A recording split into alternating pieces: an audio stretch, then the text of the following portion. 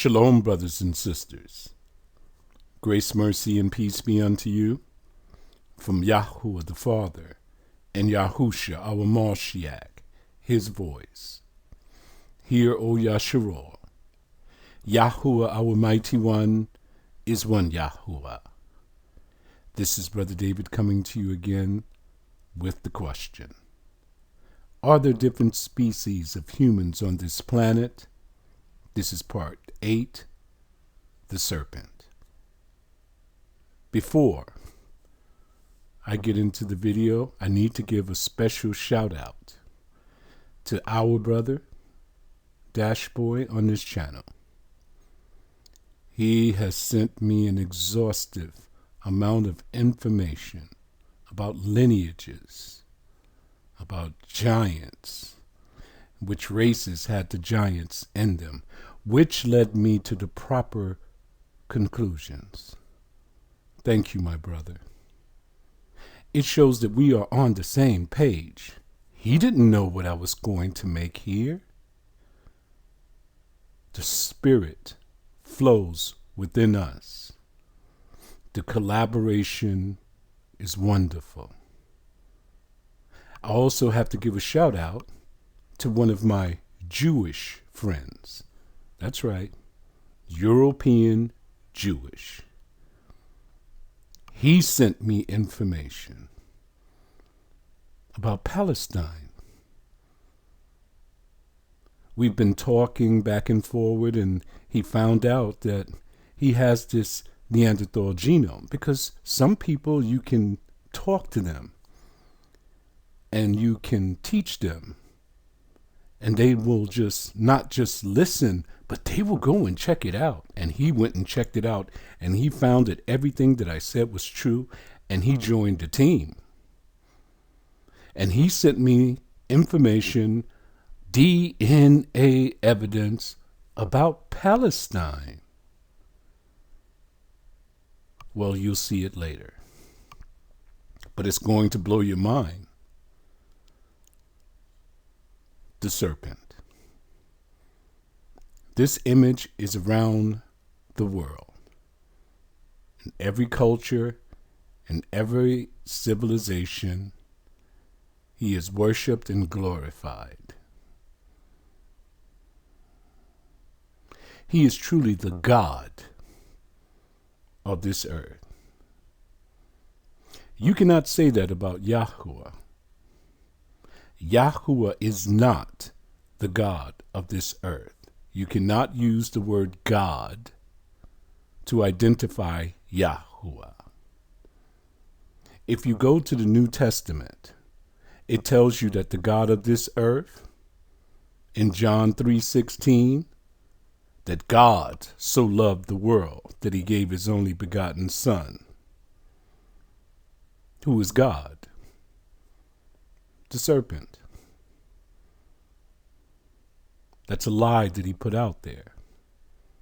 Yahuwah does not love the world.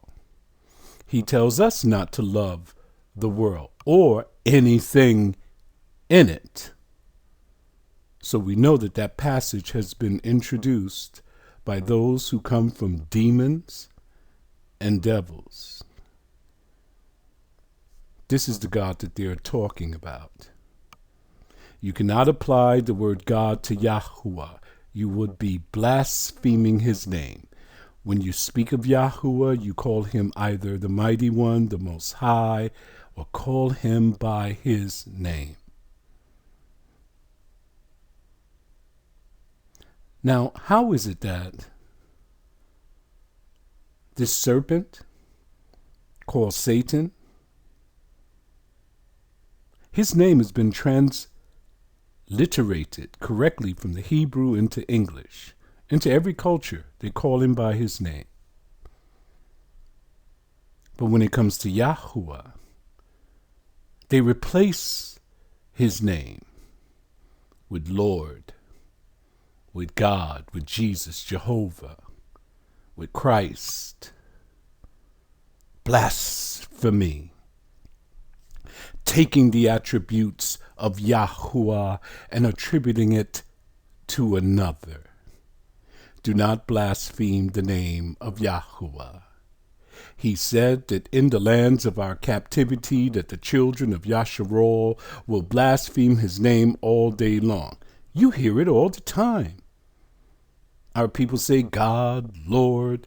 That's all they say. They don't even know his name. So why is the serpent so prevalent? And Yahuwah is so irrelevant? Because Satan is the god of this world.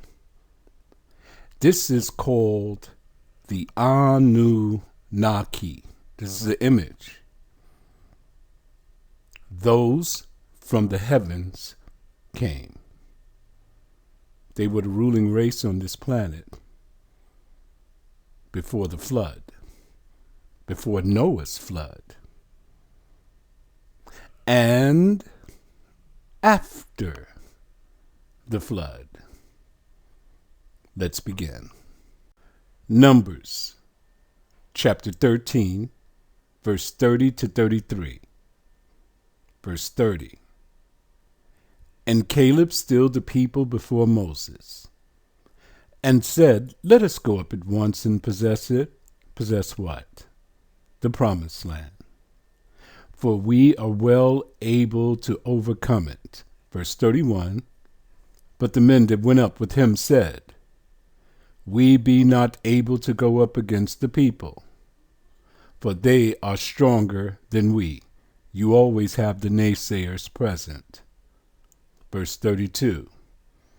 And they brought up an evil report of the land which they had searched unto the children of Israel, saying, The land through which we have gone to search it is a land that eateth up the inhabitants thereof, and all the people that we saw in it are men of great stature.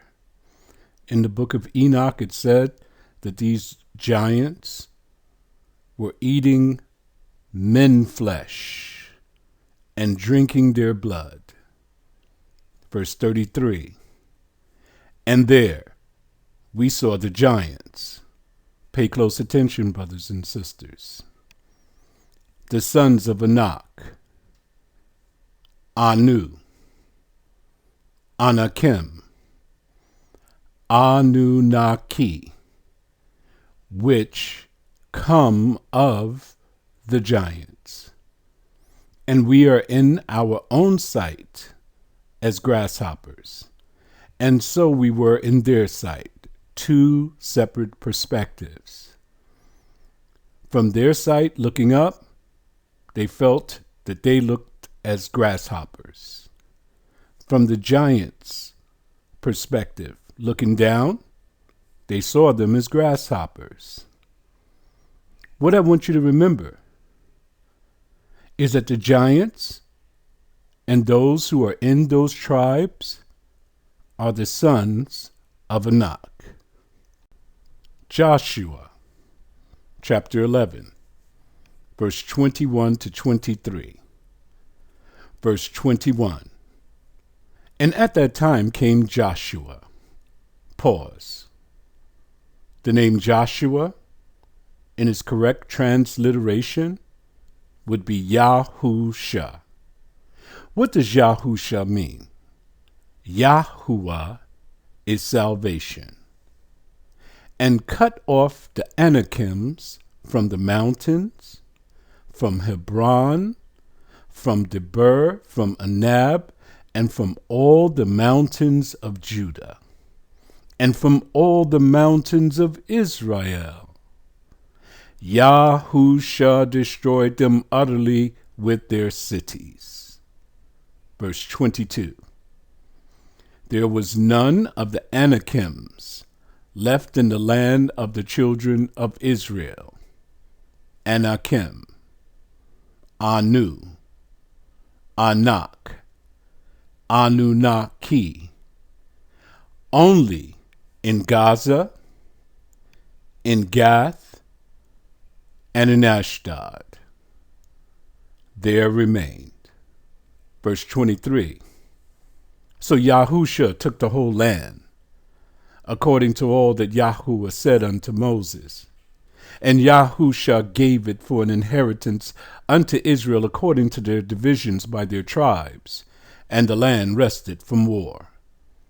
Yahusha is a type portrait figure of our Mashiach. When he comes, he's going to do the same for us, and we shall rest from war, and we shall live in safety for 1,000 years. Now I want you to go back to verse 22. Anak, Anakim, Anunnaki. There was none of their children left in the land of Israel except for 3 places. Gaza, we know that's Palestine today. In Gath, we know that is in the land of what they call Israel. And in Ashdod. Ashdod is Tel Aviv. That is the place where all of the giants remain, the sons of Anunnaki. 1 Samuel chapter 17, verse 1 to 5. Remember everything we went through, brothers and sisters. It's very important. Verse 1. Now the Philistines gathered together their armies to battle, and were gathered together at Shokor, which belongeth to Udah, and pitched between Shokor and Azekah and Epis Damim. Verse 2. And Saul and the men of Israel were gathered together and pitched by the valley of Elah, and set the battle in array against the Philistines. Verse 3. And the Philistines stood on a mountain on the one side, and Israel stood on a mountain on the other side, and there was a valley between them. Verse 4.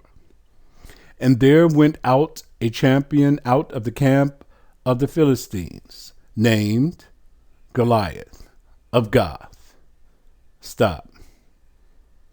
Where did Yahusha say that the concentrations of the giants were left?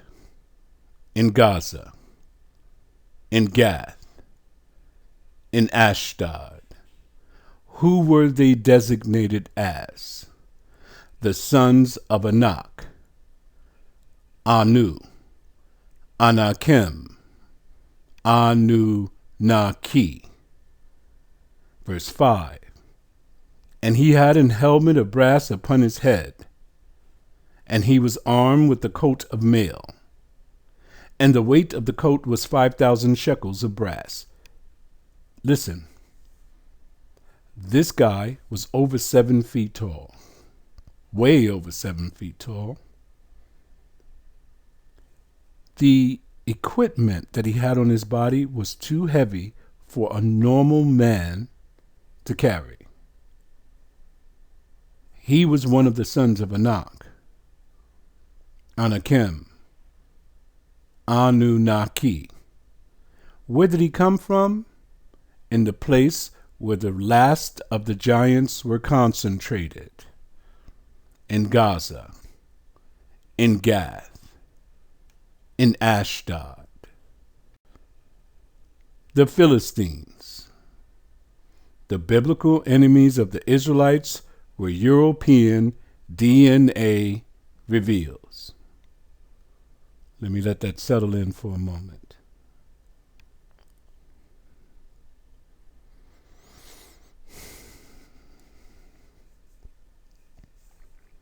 We now have DNA evidence, brothers and sisters. We can trace the sons of Anak, Anu, Anakim, Anunnaki, to the Philistines. How do we know that? Joshua stated that the last of the giants that were in the land, the sons of Anak, were concentrated in Gaza, in Gath, and in Ashdod. The name of the tribe that was there is called the Philistines.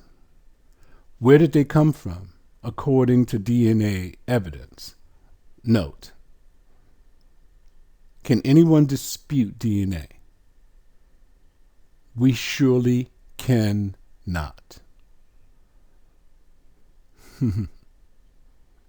After analyzing the ancient DNA of 10 individuals buried at a Philistine archaeological site, an international team of researchers, this is how the information is getting out, brothers and sisters, because it's an international collaboration. So one group of people can't hide this research. They must let it out. Remember what the Bible says. Everything that has been hidden in these last days, hey, it must be revealed. An international team of researchers found that the Philistines descended from people in Greece, Sardinia, or even Iberia, present-day Spain and Portugal. These ancestors migrated across the Mediterranean during the late Bronze Age and early Iron Age about 3,000 years ago. That is not fact. But the DNA evidence is. Where did the so-called Philistines come from? Did you know that Palestine and Philistine, these are all Greek words? Do you know where Sardinia is? It's called Sardis in your Bible. It is the land of wickedness. It is the place of the giants. What about Spain and Portugal? They dug up so many of these Neanderthal bones. It's where they're doing their research, brothers and sisters. Now let me ask you some questions. Let's see if you remember any of the things that we have researched before and came to proper conclusions. We know that Japhet, the tribe, was taken over by the people who were in Europe, the other humans. Your Bible tells you that. Then we find out that there was a people who called themselves Ashkenaz. Do you know who they are? We've already identified that they are Europeans. Now we're going to deal with the Sephardim.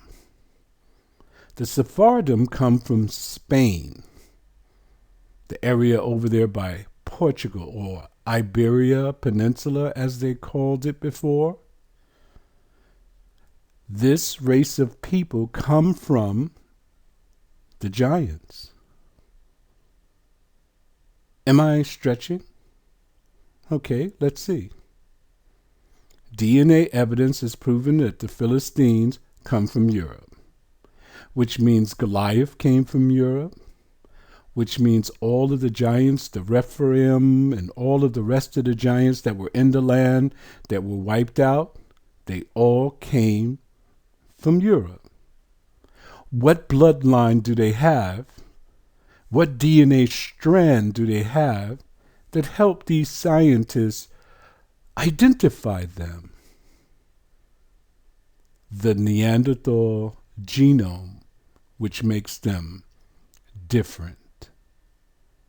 Look at this. You see Gaza, just so that you can understand where they were located. That is the land of Philistia. That is a Greek word. Come up past Ashkelon, you'll see Ashdod. Ashdod is called Tel Aviv. Follow the arrow straight across. You'll see Tel Es Safi, Gath. That is where Goliath came from.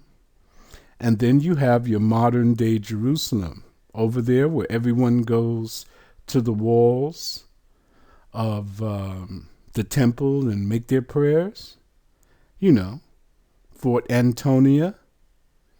So now you have an idea of where they were located. Amiha Mazar, an archaeology professor at the Hebrew University of Jerusalem, said he believes the answer is more complicated. Previous archaeological studies indicate that the Philistines arrived in Israel from the Aegean Sea region during the 12th century BC. He told Live Science in an interview.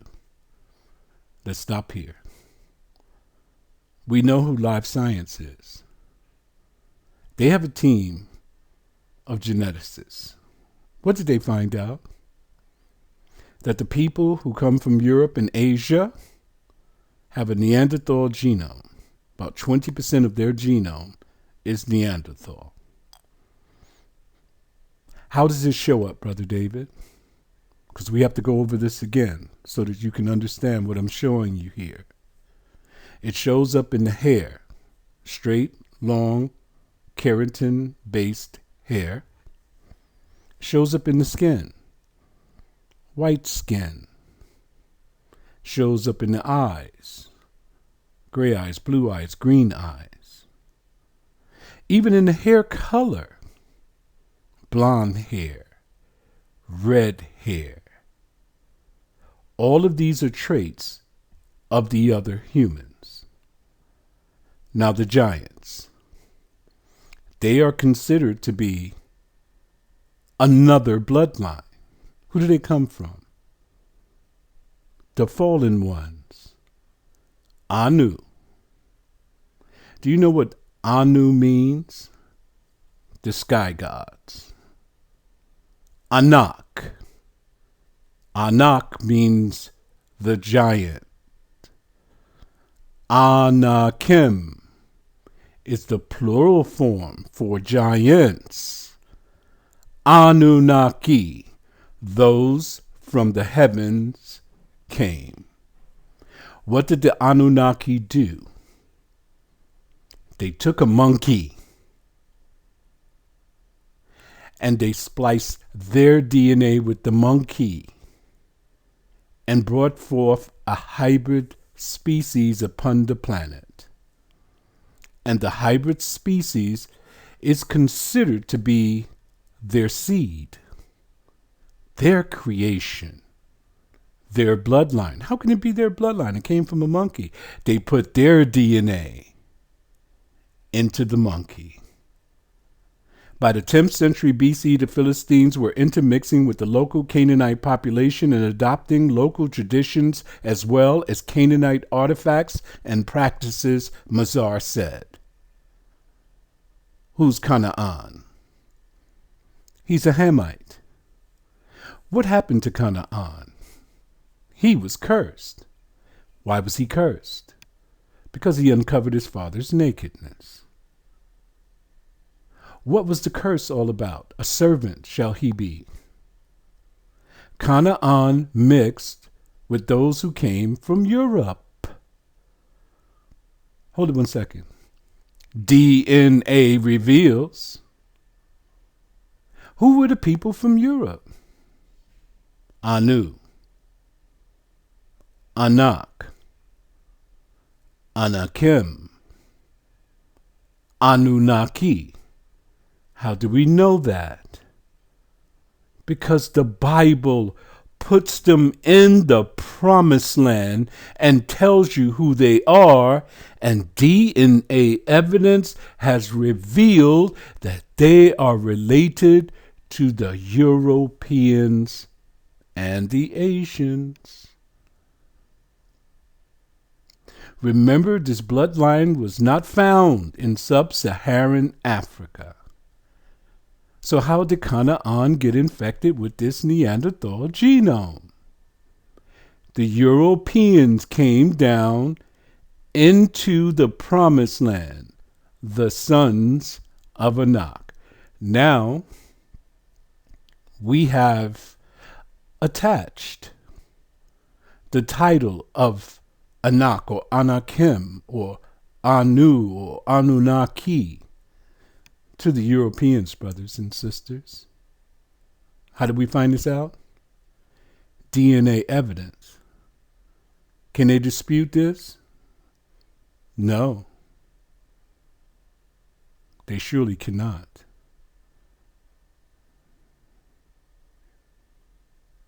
We are truly in the last days. the Father is revealing all of these truths to us. I know that they are hard to believe. It's very hard because we walk with them, talk with them, interact with them. But we know there's something different about them. All you have to do is look. When they look at you, they see nappy, naughty, black skin. When we look at them, we see white, long hair, blue eyes, green eyes, gray eyes. Some of them have brown eyes. We know also that the Europeans today are a hybrid species, a cross between the sons of Yahuwah and the sons of Anak. How do we know that? Because DNA evidence has proved it also. That woman, that black woman that came out of sub-Saharan Africa, it is her mitochondrial DNA that is found in everyone who is alive today. But the paternal DNA is what is different in all of us, which makes them different. You are who your father is. Now, if you're European, if you have white skin and you're listening to this video, the only reason that you've come to this information is because you come to a channel that preaches truth. Your people will not reveal this to you. You probably won't even look for it. When we were in Bible school, we learned this. If you want to hide anything from people, write it in a book. And if you don't want them to understand, make the language complicated. When you read the language of the geneticists and archaeologists and all of the ists, they always speak with double speech, forked tongue, alternative facts. It is your job to try to figure it out. Anu, Anak, Anakim, Anunnaki, gold mining. When the Anunnaki were cast to the earth, why were they cast to the earth, first of all? Because they rebelled against Yahuwah, and they were defeated. Yahuwah took away their technology. Now they had to work with their hands. The ruling class, those who were the generals and the captains and, the people of high rank, they were ruling over those who were lesser than them. The lesser Anunnaki had to mine gold and dig and build structures. They complained to the greater Anunnaki. And they said, hey, we're tired of building. This toil is too great for us. Build a hybrid species, a slave race to mine the gold. And they built a slave race. If you look here in this graphic, you'll see something. They were experimenting with the indigenous creatures of the planet. It was a monkey. And out of the chimpanzee spliced with their DNA, they created these hybrids, hominids, as we call it. And they used them to mine the gold. It is said that they tried 5 times, and the 6th time, they hit the mark. And they found someone who was close to them. Revelation chapter 12, verse 7 to 9. Before we get started with the ancient text, Let me give you a little context. What is not included in the ancient text? Verse 7. And there was war in heaven. Michael and his angels fought against the dragon. And the dragon fought and his angels. Satan and 1/3 of the angels of heaven rebelled against Yahuwah. Verse 8. And lost. Neither was their place found any more in heaven. Verse 9. And the great dragon was cast out, that old serpent, called the devil and Satan, which deceiveth the whole world. Let's stop for a moment. This is for our European friends. It wasn't just the Israelites deceived. You were also deceived. He cares nothing for you. You are just the means to an end for him. He used your people to destroy us in every way.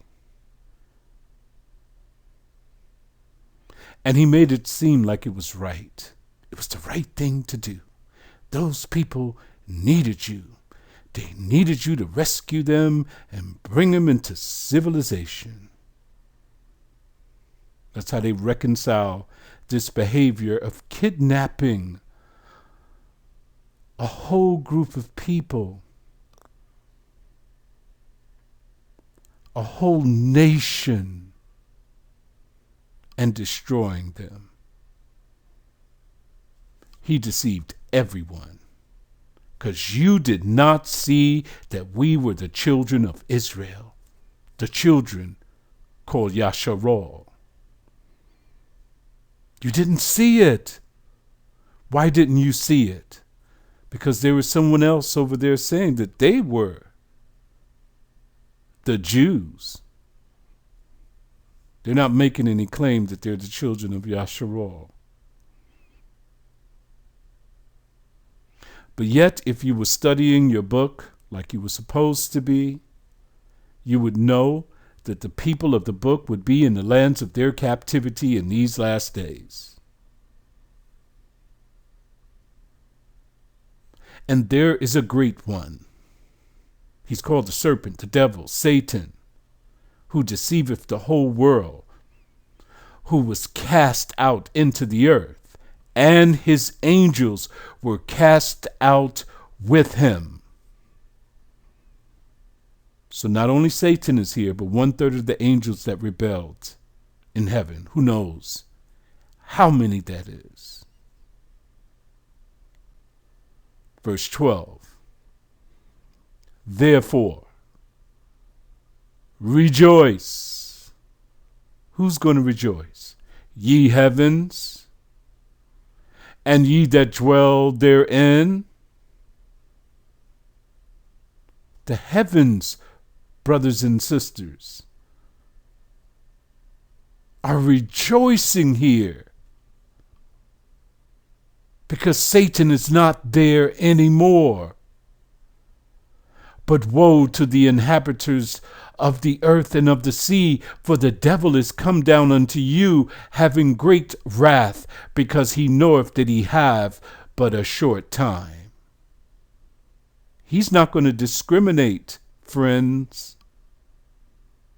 He's here to destroy you also.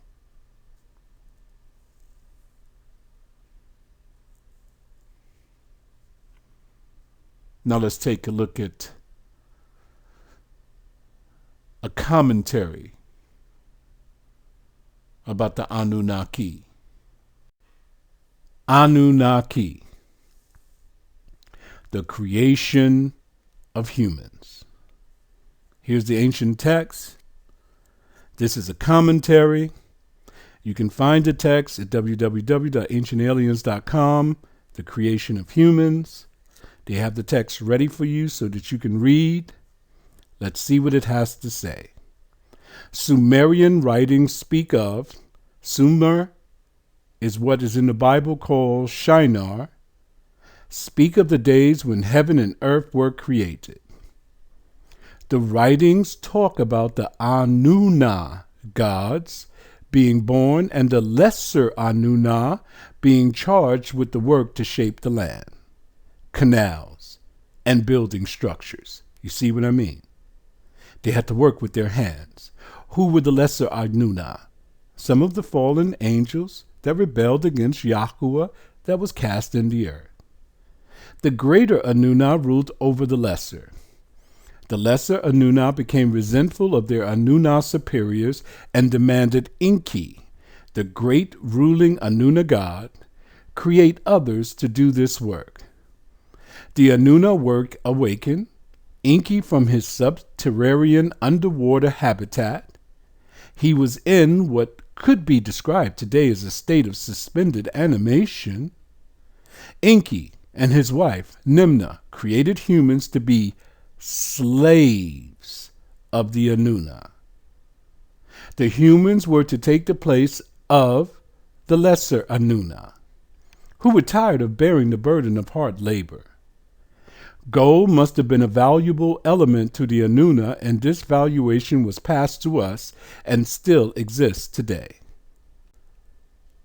The text chronicled the Anuna's genetic experimentations. All right.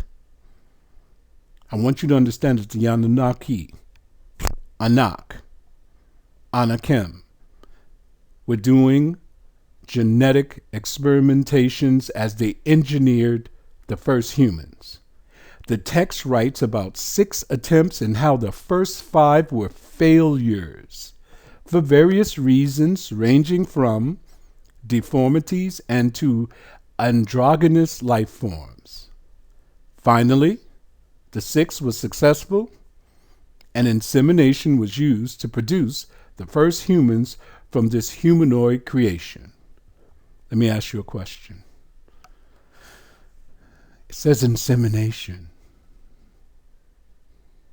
Who did they inseminate with this genetically modified semen to produce this first hybrid species? Nimna was the original scientist trying to engineer humans. After her multiple failures, she became frustrated and asked Enki to take over the development. Each of these genetic failures was kept alive and cared for in the manner it required. This shows the benevolent nature of these advanced beings. Brothers and sisters, this is Ancient Aliens commentary here. This is on their website. Look what they're saying about the Anunnaki, those who from the heavens came. They're calling them benevolent. Do you know that's like worship? Worship means to speak well of. Anytime you say benevolent, you're speaking well of Satan and his fallen ones. How could they be benevolent? They engineered a hybrid species to be their slaves. Where's the benevolence in that? The text states 6 attempts. 5 of those attempts were failures. And it brought forth deformities and androgynous life forms. You know that word androgynous means having both sexes, hermaphrodites. Look at the chart that is in front of us. Do you see 6 attempts? I do. Look at the 5 that were failures. From the chimpanzee, the first one, straight on up to what they called the Neanderthal. It's number 5. Hold it 1 second. Hold it. I don't think you understand what you're looking at. This is the chart that Darwin created. Was he a prophet? Was he speaking to a demon or a devil when he created this? Or was he reading the ancient texts of the Anunnaki?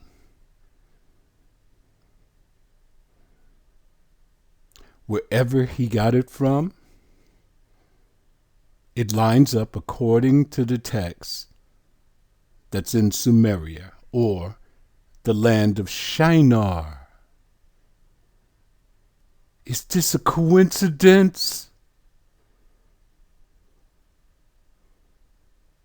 I think not. Look at number 5. Come from the chimp to number 5. That is what we call today the Neanderthal, the one that they dug up from the Neander Valley. The rest of them are hominid species. It is stated in the text that the 6th attempt, you see the man there, the modern human or the other human, was introduced seminally. Into who? To understand this, we have to come down through time. We have to see what you call the resume of the others so that we can understand. Japhet, after the flood, went into Europe. The lands were divided for the children of Noach. He went into Europe and disappeared. Another people emerged. They had white skin and they were cruel beyond all imagination. The geneticists state that the mitochondrial DNA of the modern humans comes from the woman, the first humans from sub-Saharan Africa, the black woman. They stated that there was an admixture whose seed was introduced seminally into the woman from sub-Saharan Africa. Number 5. He kidnapped her. He took her captive and brought forth his seed. He murdered Japhet and took his place. Let's come down a little more through history. After 70 AD, when we fled into the wilderness, 1,260 years later, the Europeans, the same hybrid species, they found us in sub-Saharan Africa. What did they do? They kidnapped us. They didn't murder us men, not all of us, because they needed us for slaves to do their work. But they kidnapped a whole nation of people and they raped our women repeatedly. Whose seed was introduced? The other humans. Was the black man's seed introduced? To the black woman, yes, but never to the European woman. they would have hung us from trees. So now we see they have in their resume kidnapping. Let's go back to before the flood, when the Anunnaki were here. Adam and Eve had daughters. They must have kidnapped one of the daughters or multiple of the daughters of Eve and created this hybrid species. In those days, what did they call them? The seed of the Anunnaki, because their seed was introduced. The woman was used to bring forth the seed, which corrected what? The failures, the deformities, and the androgynous life forms.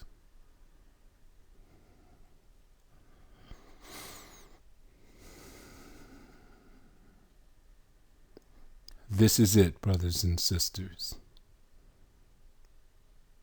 The fact that Yahuwah is revealing this to us in this time shows you that the time is short. Now, how can we come to all of these conclusions? Biblical texts, historical texts. Those are excellent. But still, they can be disputed. But we have something today that reveals everything. What is it called? DNA.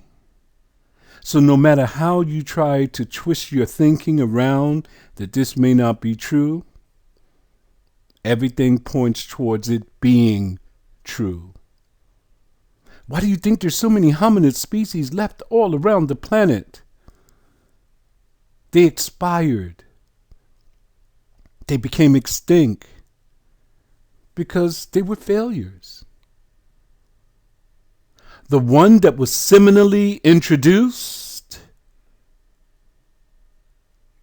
hit the mark, brought forth a new hybrid species that was able to relate to the world. Writings later referenced the black-headed ones, whom the Anunna ruled.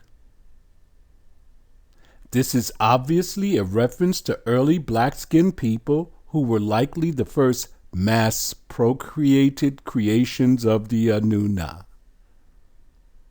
That is a lie from the pits of hell. You find that the black-headed ones are the ruling class. I know, I went to check. I wanted to know about this. Chapter 14. Read it yourself. What is it that they got mixed up? They got their time frame mixed up. How do I know this? Look what they said in the beginning. Writings later. The writings that came later was after the flood. The reference to their color implies the Anunna were not black. Otherwise, why call out the color? The ones who called out the color were the sons that came from Noah after they began to replenish the earth after the flood, and they went into the land of Shinar and built a great civilization, and they called themselves the black-headed ones. All of the creations, at least that we know of the Anunnaki, were destroyed in the flood. Yahuwah cleansed the earth of all of those hybrid species. They have the time before the flood mixed up with the time after the flood. If they don't have it mixed up, they're just using pure racism to make black people as slaves.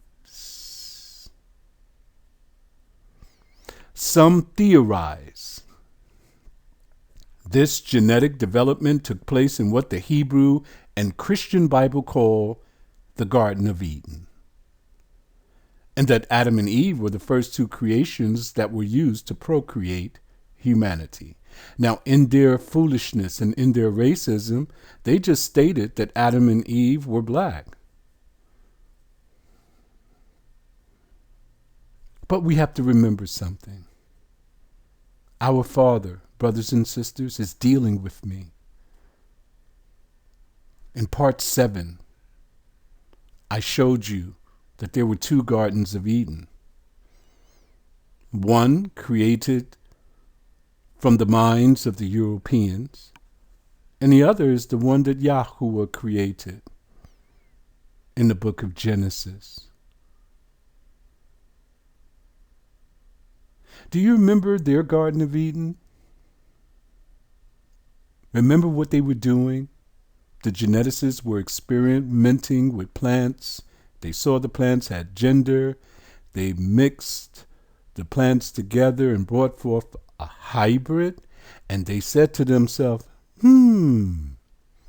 that's how men must have came on the earth.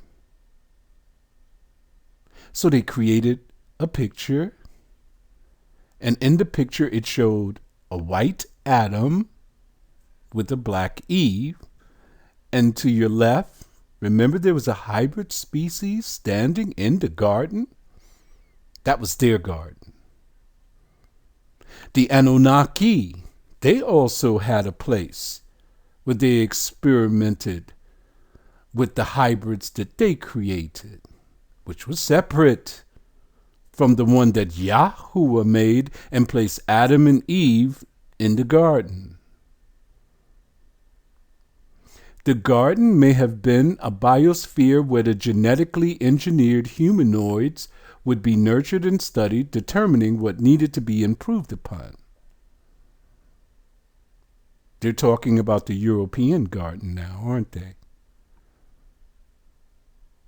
They said, and even in your schools, they teach evolution. Evolution is not perfect. Our book stated when Yahuwah created us that we were perfect, we were fearfully and wonderfully made. We didn't need any improvement, but they did. This is why they had to be seminally introduced in the womb of a woman. The obvious implication is that the Genesis stories of creation are actually rooted in Sumerian history and the Anunnaki. I didn't put that there now. I just highlighted it in red.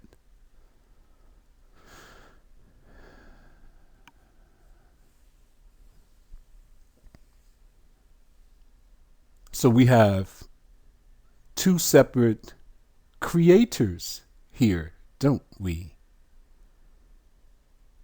Yahuwah, the master of the universe, the creator of all things.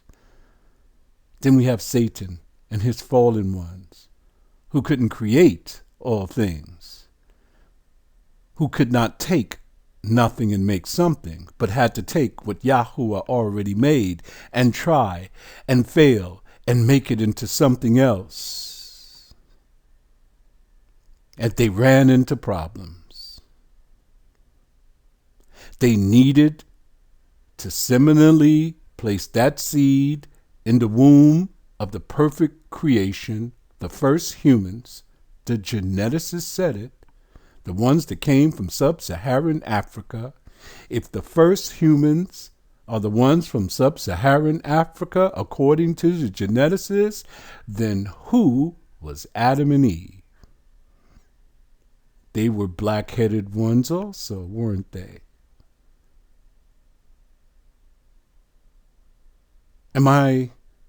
Is this a hypothesis? DNA evidence has proven it. Every person alive today has come through the womb of the woman from sub-Saharan Africa. The mitochondrial DNA has proven it. But what we don't have is the paternal DNA introduced of the seed of Adam into the other humans. What seed do you have? The seed of the other humans who were bioengineered by the Anunnaki. Now let's wipe out the name Anunnaki. Let's deal with their designation, those who from the heavens came. Let's get even closer. Satan and his fallen angels. Wow.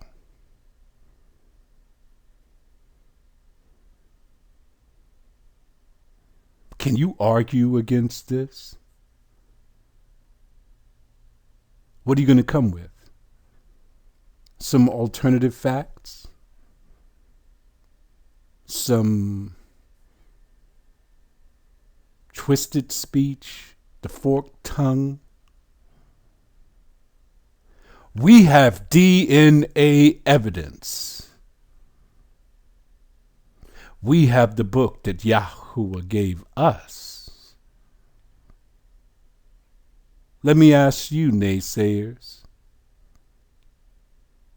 what do you have? Continue to part 9. Shalom.